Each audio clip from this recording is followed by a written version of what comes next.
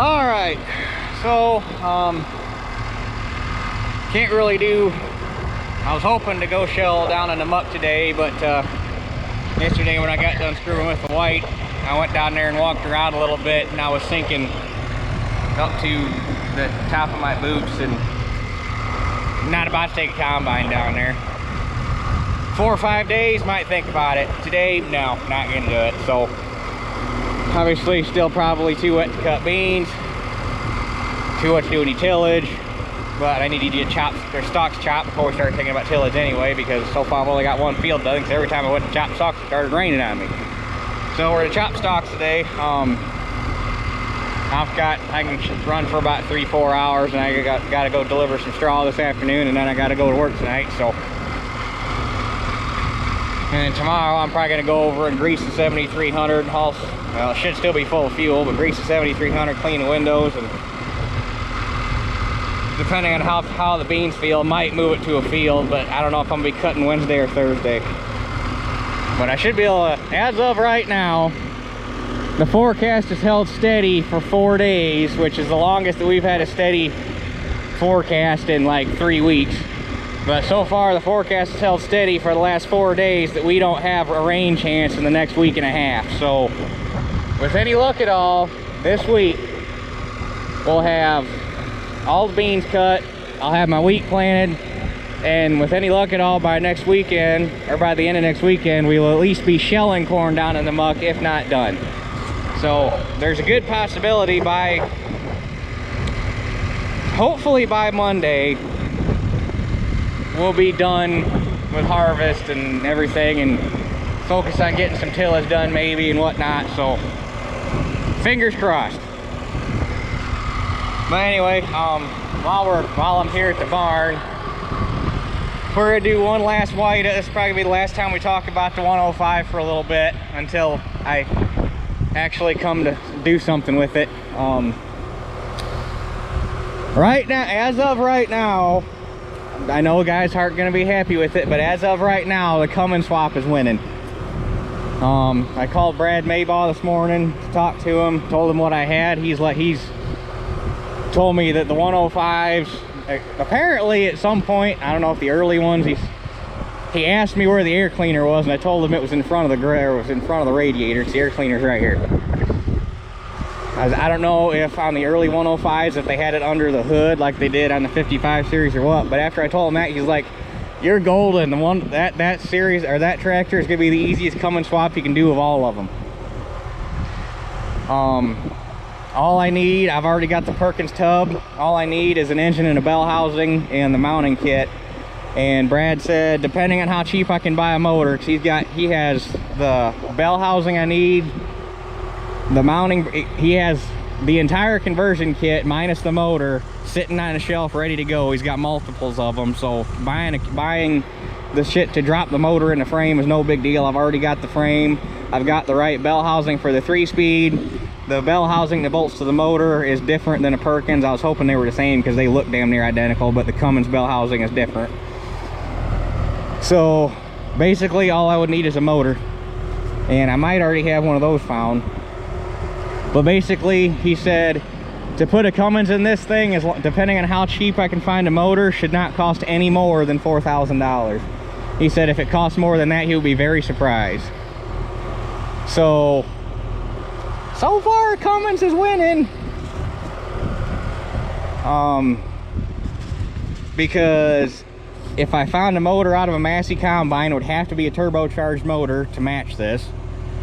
You can't just, I know guys told me when I was talking about the 8700, I know guys said just slap a turbo on the natural. No, I'm not fucking slapping a turbo on a naturally aspirated motor. That's how you create a grenade.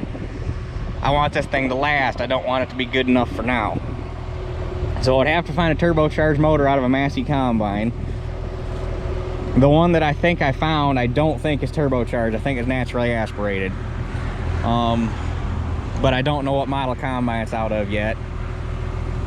So I would have to get the motor. It supposedly runs. I'd have to find out, but I'd have to get the motor, slap it in, swap all the parts over from here, because you got to change parts from the tractor motor onto the combine motor, because the combine uses different manifolds and whatnot. So I could slap a combine motor in here for cheap, but I don't know. I've wanted a Cummins conversion for a long time, and I didn't want to find a tractor with it. If I did it, I didn't want to have a tractor with a good motor and swap a Cummins into it. I wanted to find a tractor with a junk motor. Well, this is a tractor with a junk motor. And I know I had a bunch of guys saying I would leave the Perkins in it to keep it original, to honor your friend. Well, I know what Bob would tell me. Bob would tell me drop the Cummins in it, because Bob was a Cummins conversion advocate.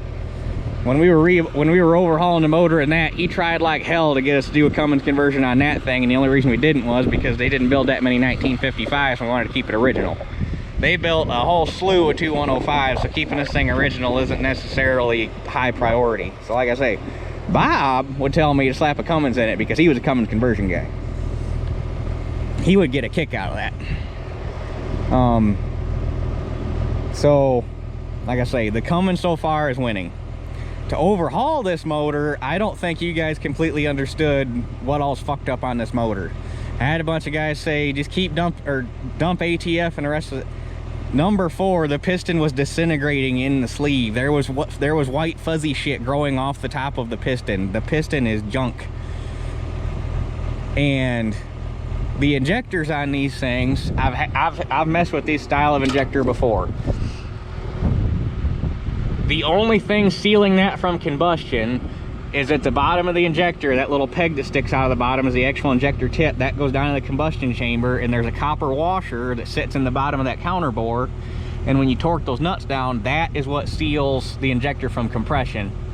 So the injector is not even touching the wall of the counter bore when you set it in the head, other than, well, it's not even touching the wall of the counter bore, I don't think, when the tip goes down through where it necks down into the combustion chambers. And there is a rubber gasket at the top of the injector to keep water from going down the counter bore. All the rubber gaskets on these things are good, so the only way that water could get in there to rust those injectors in is through the cylinders. It's got to come up from the bottom. So number 4 was rusted in. It took me 15 minutes with a slap hammer to beat number 4 out. 1 through 3 is rusted in too. I didn't even mess with them, but I'm guessing it's gonna be about the same. So like I say, the only way for water to rust those injectors in, because anybody that's ever messed with those injectors should know, and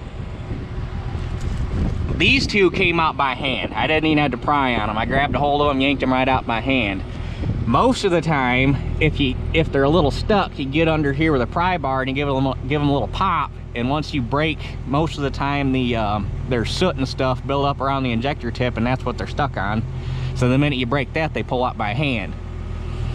At the most, you get on them with a slap hammer, you give them one slap and they pop loose. You should not have to drag those things all the way out of the bore with a slap hammer. So that tells me that 1, 2, and 3 also have water in them. And 5 had water in it, it just wasn't to the point where it was rusting yet. 6 was the only one that I didn't find with water in it. So, you're looking at 6 pistons and 6 sleeves. 6 sets of rings, and if I'm going that far, we're all overhauling the motor. And the other thing everybody was glossing over was the fact that the water had to get into the engine somehow, and that's through the head. So chances are, at least one, if not more, of the valve sets in the head is junk. So you're looking at getting the head done. The injectors, the only ones that are going to be good, and they were dirty, is 5 and 6. They were the only, I don't think, apparently nobody noticed the fact that when I had number 4 out, the tip was rusted off. There was no holes left. The tip was rusted completely off the injector. So you'd have to put a set of 6 injectors in it, because although I'm pretty sure those are Bosch injectors and they should be rebuildable, they're so far gone, I don't think there's enough left there to rebuild. So I would have to find and or buy new injectors. The turbo is locked up. Turbo's junk, so I'd have to find a turbo. Turbo manifold is rusted in 2, it's junk. The exhaust manifold is very good possibility, it's thin, so you might as well figure on the exhaust manifold being junk. The injection pump, as long as it's been sitting, you might as well figure on taking the injection pump off, having it resealed and freshened up just to make sure the injection pump's kosher. So to rebuild this motor, you're not just talking a piston and sleeve kit. You can try a piston and sleeve kit. It ain't gonna work because the injectors are junk. But only a cheap ass is gonna throw a set of pistons and sleeves in a motor that's had water in it and call it good. I don't wanna just, if I was gonna overhaul this motor, I want to know that when I turn that key, this thing is good for the rest of the time I own the tractor. So it's not just a case of, hey, I'm gonna slap 1 or 2 or 3 or a full set of pistons and sleeves in it and call it good.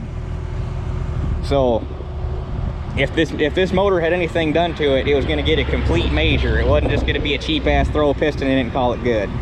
That's not how I work. So like I say, as of right now, the Cummins is winning. I've wanted a Cummins conversion for a while. A 105 is a real easy tractor to do a Cummins swap. If I can find a motor cheap, I can have it done for less than $4,000. And 20 years down the road, I'll still be able to walk into an auto parts store for that 5.9 Cummins and buy whatever I need for it. And 20 years down the road, who knows what the parts ability on a 354 Perkins is going to be. Not that I have anything against the 354 Perkins, but as far as their lifespan, they've been around since the 60s. They're getting pretty long in the tooth. So that's where we're at on the white. I got all winter to think about it, because at the earliest we won't be thinking about this till spring, because I got too much other stuff to work on. But that's where we're at. Cummins is winning so far, because I think it'd be a sweet tractor with a Cummins in it. So sorry to disappoint anybody that wanted to keep the Perkins, but I just really want a Cummins conversion, and I think we got a good platform to do it on. Because the rest of the tractor, I mean, this is the side panel we found laying under some barn beams. It's got a little kink in it right here that's going to be real easy to push out. It's got a little wave in it right through here that's going to be real easy to push out. The grill is cracked. I noticed that yesterday, but that's typical. This side panel is perfect. Both the front dog legs are perfect. The hood's got a little bit of an int right here where there's not much meat because of the exhaust hole. So that's easy to fix. The cab is damn near perfect. Oh, that's a dent. I don't know what the hell they did here. I don't know if they had a wheel come loose and fall off, but they caved this cab in right there, and they caved the fuel tank in right there. That's all fixable, but I don't know what the hell they did. But the cab in this thing is perfect. Normally they're all rusted out right through here. There's not even a hint of rust. The fenders are solid. All the glass is good. Probably need to put new window seals in it, but I mean, the rest of the track, she's worth saving. She's getting saved. So that's where we're at on the white. Like I say, this is probably gonna be the last time we talk about it until I decide to do something with it. So you don't need to keep asking questions about it. You know where we stand on it. Unless I find a motor, and then we'll give you an update or something like that. But so anyway, that's where the 105 stands. So let's go chop some stalks.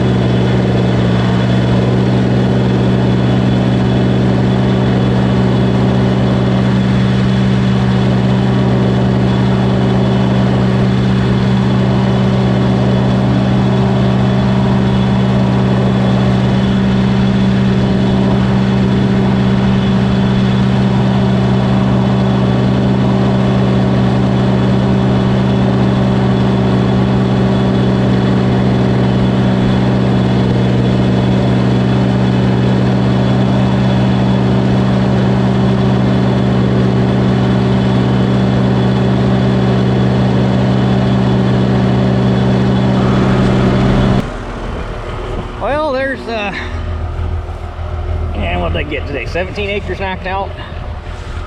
I'd keep going, but like I said earlier, I got a little straw to deliver, so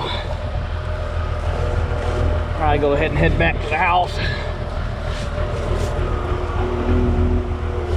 Tell you what, GoPro really needs to get their shit together on their battery technology, because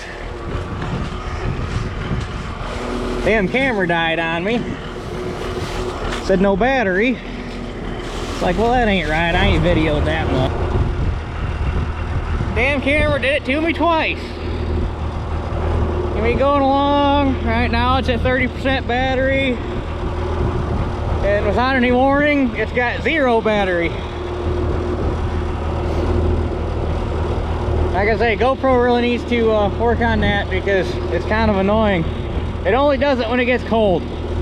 I know batteries don't like cold, but that seems a little ridiculous to go from 30% battery to nothing just like that. But we're back to the house. I'm kind of impressed how dry that ground looks. I still wouldn't want to try to work it, but it's starting to dry out. So like I say, hopefully, fingers crossed, we get some wheat planted this week. And if I can get wheat planted and get beans cut this week, I ain't worried about the corn on the muck. It's standing good, it looks good. It's only going to get drier, so I'm not worried about the corn on the muck. This week I'm focused on I really just want to get wheat cut, or wheat planted and beans cut, and I'll be happy. So, and on the way home, the 19 rolled over 4,500 hours. But anyway, before this damn camera dies on me again, that's it for this one. We'll catch you guys on the next one.